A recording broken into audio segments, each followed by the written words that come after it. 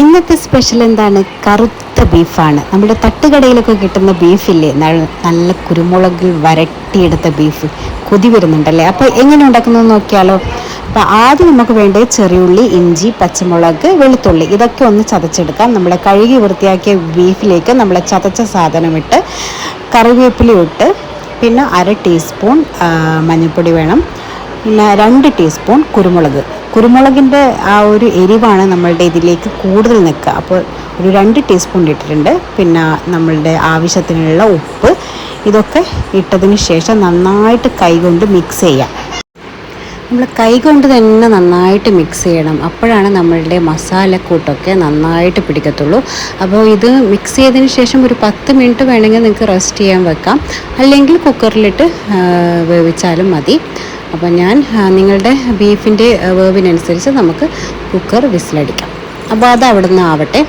അപ്പോൾ ഇനി നമുക്ക് കുറച്ച് പരിപാടിയുണ്ട്. അപ്പോൾ പാൻ എടുക്കുക, കുറച്ച് പെരിഞ്ചീരകമാണ് ഞാൻ ഇട്ടത്. അതിനുശേഷം ഒരു 3 പച്ചമുളക് ഇട്ടിട്ടുണ്ട്. എന്നിട്ട് നമുക്ക് സവാള നന്നായിട്ട് വഴറ്റി കൊടുക്കണം. അപ്പോൾ കുറച്ച് കറിവേപ്പില ഇട്ടു. അപ്പോൾ ഞാനിവിടെ 1.5 സവാള എടുത്തിട്ടുള്ളൂ.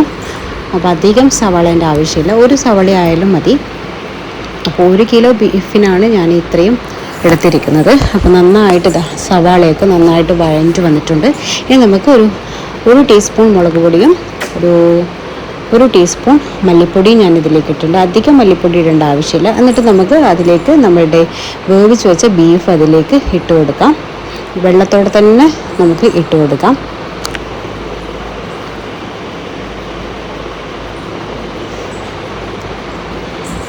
അപ്പോൾ നമ്മൾ വേവിക്കുമ്പോൾ അധികം വെള്ളം ഒഴിക്കേണ്ട ആവശ്യമില്ല. നമ്മൾ ബീഫിൽ നിന്ന് തന്നെ നമുക്ക് വെള്ളം നന്നായിട്ട് ഇറങ്ങി കിട്ടും. അപ്പോൾ ഇനി ഈ വെള്ളം നമുക്ക് നന്നായിട്ട് കുറുകി കിട്ടണം.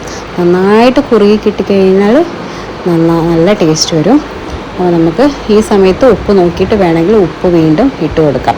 ഇനി നമുക്ക് കുറച്ചുകൂടി നമുക്ക് കുരുമുളക് ഇട്ട് കൊടുക്കാം.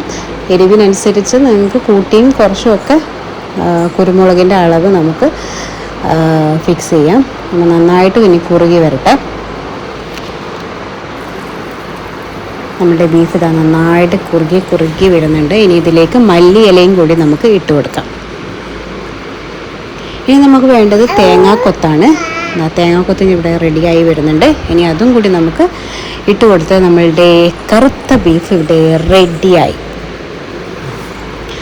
വെരി ടേസ്റ്റിയാണ്. നിങ്ങൾ മസ്റ്റായിട്ട് ട്രൈ ചെയ്ത് നോക്കണം കേട്ടോ.